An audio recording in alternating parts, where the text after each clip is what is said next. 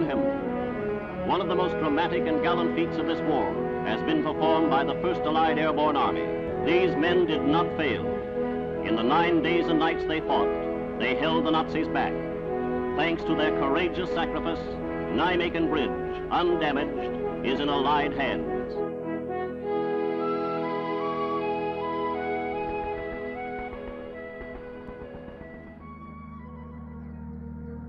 The first thought to me was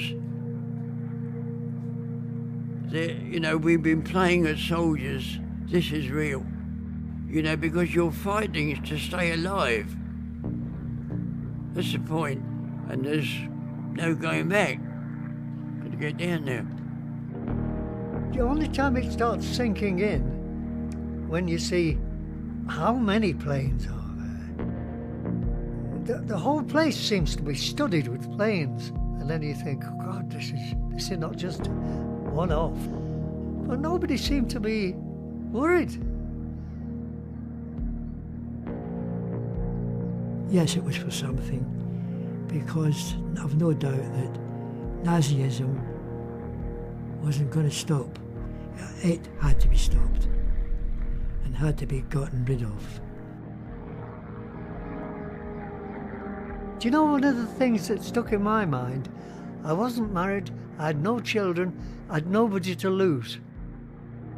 The danger was there, the idea of throwing your body out of an aircraft at 1,000 to 800 feet wouldn't appeal to most people.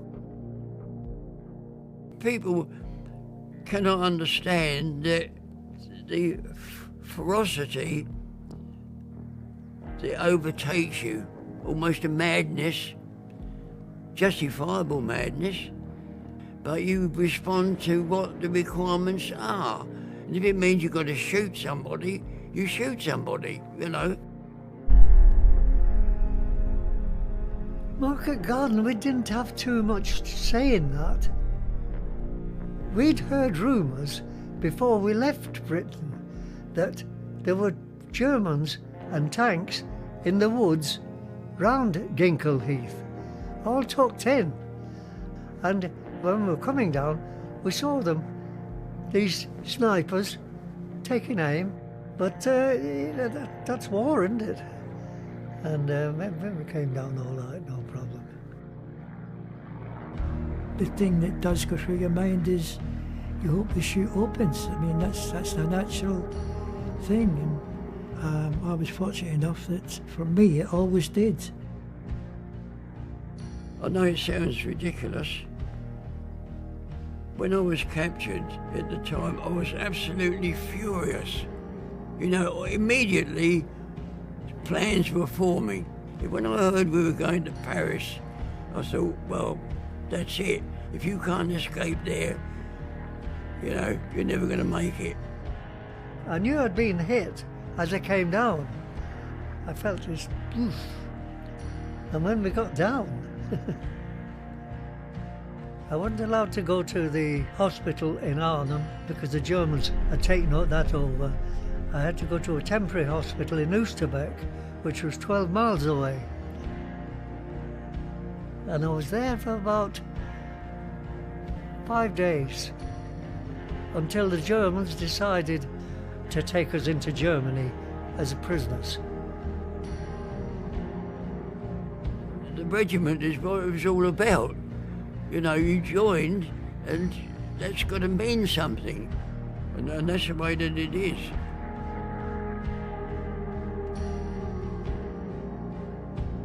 I'm proud of it. I know I was pushed into it. I didn't volunteer, but I'm proud of having done something about it. It's part of our history, isn't it, that nothing came to us on a plate. We had to do something about it.